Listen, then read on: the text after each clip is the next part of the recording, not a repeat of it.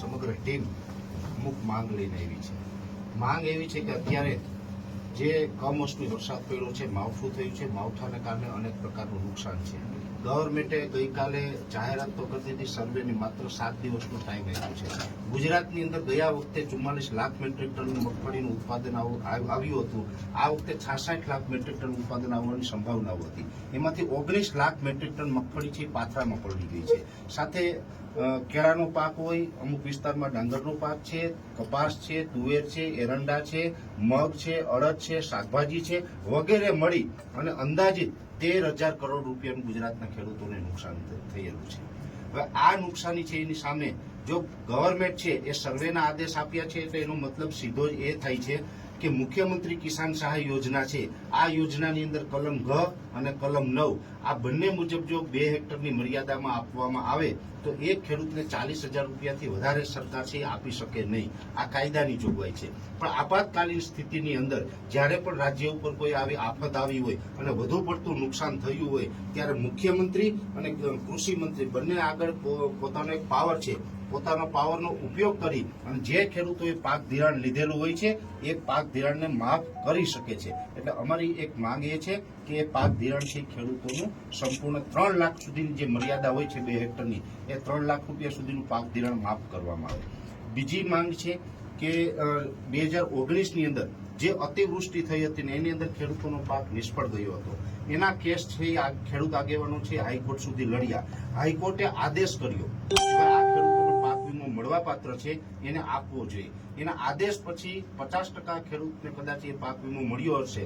હજી 50% ખેડૂત કેશોદ તાલુકાના એવા છે આજે રાતી પાય એના એકાઉન્ટમાં સરકાર તરફથી આવી નથી. એ ખેડૂતોને ખૂબ મોટી નુકસાની છે.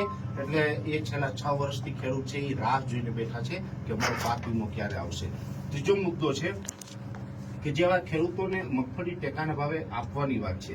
હવે 2 વાત છે કે આમ તો પાકની અંદર 19 લાખ મેટ્રિક ટન મગફળી છે પલળી છે, પણ હવે ટેકાના ભાવે જ્યારે ખરીદવામાં આવશે ત્યારે સરકાર છે એ ત્યાં ટેકાના ભાવે પલળેલી મગફળી છે એ રિજેક્ટ કરે છે. તો ખેડૂતોની મગફળી ઓલરેડી જે પલળી ગઈ છે તો 80% ખેડૂત તો એવા છે કે ટેકાના ભાવે વેચવાથી વંચિત રહેશે, ત્યાં એની મગફળી છે રિજેક્ટ થશે. તો આ ખેડૂત સાથે કઈ રીતે ન્યાય થશે? એટલે એની જે મગફળી છે એને કાં તો લેવામાં આવે અથવા તો 450 રૂપિયાનો જે માર્કેટ વેલ્યુ અને ટેકાના ભાવનો ડિફરન્સ છે એ ડિફરન્સના 200 મણ સુધી આમ તો કાયદાકીય મુજબ ખરીદવી જોઈએ. કેમ કે ગુજરાતની અંદર 56 લાખ ખેડૂત ખાતેદાર છે. 56 લાખ ખેડૂત ખાતેદારમાંથી જે મગફળીનું વાવેતર કરે છે અને એની અંદર જે એવરેજ છે ગુજરાતની અંદર 9 ગુઠા વીઘો, 13 ગુઠા વીઘો, 14 ગુઠા વીઘો, 16 ગુઠા વીઘો, 20 ગુઠા વીઘો અને 24 ગુઠા વીઘો અલગ અલગ પ્રકારના જે ક્ષેત્રફળની અંદર રાજાશાહી વખતની જે જમીનની આકારણી થયેલી છે આ આકારણી મુજબ એવરેજ 16 ગુઠા છે એ મોટા ભાગે માન્ય રાખવામાં આવ્યો છે. આ માન્યતાના આધારે ઓલ ઓવર જે ગુજરાતનું સર્વે થયું છે એ મુજબ પ્રતિ ખેડૂતને 1 વીઘાની અંદર 16 ગુઠામાંથી 17 મણ મગફળીનું ઉત્પાદન થાય છે. આવું સરકાર સ્વીકારે છે. અમુક જગ્યાએ ઓછું હોય તો અમુક જગ્યાએ વધુ હોય. એવરેજ જે 17 મણની છે આ હિસાબ પ્રમાણે જોવા જઈએ તો સીમાંત ખેડૂત 2 હેક્ટર એટલે કે 12.5 વીઘા અને 200 ગુઠા થાય છે. હવે આ 200 ગુઠાની અંદર જો જોવા જઈએ તો સરકારે 200 મણ મગફળી છે એ ખરીદવી જોઈએ એના ઉત્પાદનની ક્ષમતા પ્રમાણે. જ્યારે સરકારે છે એ ગયા વર્ષે 3 લાખ ખેડૂતનું રજીસ્ટ્રેશન થયું હતું મગફળી વેચવા માટે, તો એની અંદર સરકારશ્રીએ 12.66 લાખ મેટ્રિક ટન મગફળીની ખરીદી કરી હતી જે ટોટલ 44 લાખ મેટ્રિક ટનનું ઉત્પાદન હતું. આ વખતે 66 લાખ મેટ્રિક ટન ઉત્પાદન આવવાની સંભાવનાઓ છે. સરકારે જાહેરાત કરી છે કે 15 લાખ અને 21,000 મેટ્રિક ટન અમે ખરીદવાના છે. જો ખેડૂતોની 200 મણની મર્યાદામાં ખરીદવી હોય તો સરકારે 36 લાખ મેટ્રિક ટનનું જે ખરીદી છે એ કરવી પડે છે. એટલે સરકારે ખરીદ ક્ષમતા છે એ વધારવાની જરૂર છે. આ આંકડાકીય સરકારની માહિતી છે. બીજું કે ગયા વખતે 3 લાખ ખેડૂતોએ રજીસ્ટ્રેશન કરાવ્યું હતું. આ વર્ષે ઓન પેપર વેબસાઇટ ઉપરથી 9,32,000 ખેડૂતોનું રજીસ્ટ્રેશન થઈ ચૂક્યું છે. એટલે આ ખરીદીની અંદર સરકાર છે ન્યાય નથી કરી શકતી. ત્યારે જ્યાં 450 રૂપિયાનો માર્કેટ વેલ્યુ અને ટેકાના ભાવનો ડિફરન્સ છે, જો 450 ગુણ્યા 200 કરીએ છીએ તો એનો જવાબ આવે છે 90,000 રૂપિયા. જો સરકાર મગફળી ખરીદવા ન માંગતી હોય પલળેલી મગફળી પણ લેવા ન માંગતી હોય તો જે ખેડૂતોએ ટેકાના ભાવે વેચાણ કરવા માટે રજીસ્ટ્રેશન કરાવ્યું છે આ દરેક ખેડૂતને 90,000 રૂપિયા છે ડિફરન્સના રૂપમાં સરકારે આપવા જોઈએ, જે ખેડૂતોનો ખરેખર હક છે. એટલે એક માગણી એ છે. અને બીજો અગત્યનો મહત્વનો મુદ્દો છે કે જે કડદાકાંડ થયો હતો, જે બોટાદની અંદર જે કપાસનું જે વેચાણ થતું હતું એની અંદર જે વેપારીઓ દ્વારા ખેડૂતોને લૂંટવામાં આવતા હતા, આ લૂંટ માટે જે ખેડૂતોએ અવાજ ઉઠાવ્યો, ખેડૂતોના આગેવાન બનીને શ્રી પ્રવીણભાઈ રામ હોય, રાજુભાઈ કરપડા હોય, રાજુભાઈ બોરખતરિયા હોય, પિયુષભાઈ પરમાર હોય, આવા જે તમામ ખેડૂત આગેવાનો છે એ જે આ માટે લડતા હતા અને ખેડૂતોની આગેવાની કરી અને ત્યાં લડવા ગયા તો આ લોકોને નિર્દોષ રીતે ખોટા કેસમાં ફસાવીને જેલમાં પૂરવામાં આવ્યા છે.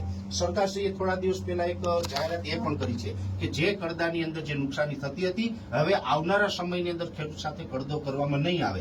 આવનારા સમયમાં નહીં આવે તો એનો મતલબ સીધો એ થાય કે ભૂતકાળમાં તમે કરતા હતા. તો ભૂતકાળમાં જે કડદાના નામે ખેડૂતને લૂંટતા હતા એવા જે વેપારી લૂંટ કરતા હતા એને કોઈ સજા નથી થઈ અને નિર્દોષ ખેડૂતોને અને ખેડૂત આગેવાનોને આજે જેલમાં પૂરવામાં આવ્યા છે. તો આ નિર્દોષ લોકોને તાત્કાલિક ધોરણે સરકાર મુક્ત કરે આવી તમામ માંગ સાથે અમે આવેદનપત્ર લઈને આવ્યા છીએ.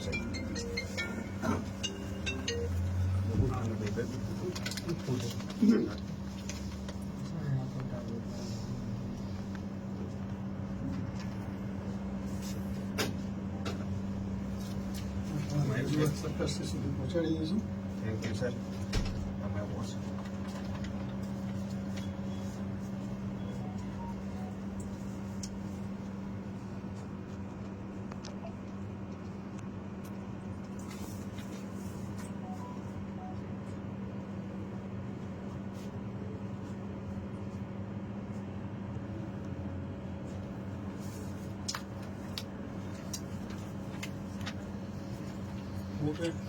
ઇનોવલમાં લેવડાઈ ગયો અને મગફળી વાવેતરનો સર્વે ઓનલાઈન થઈ શકે. છતાંય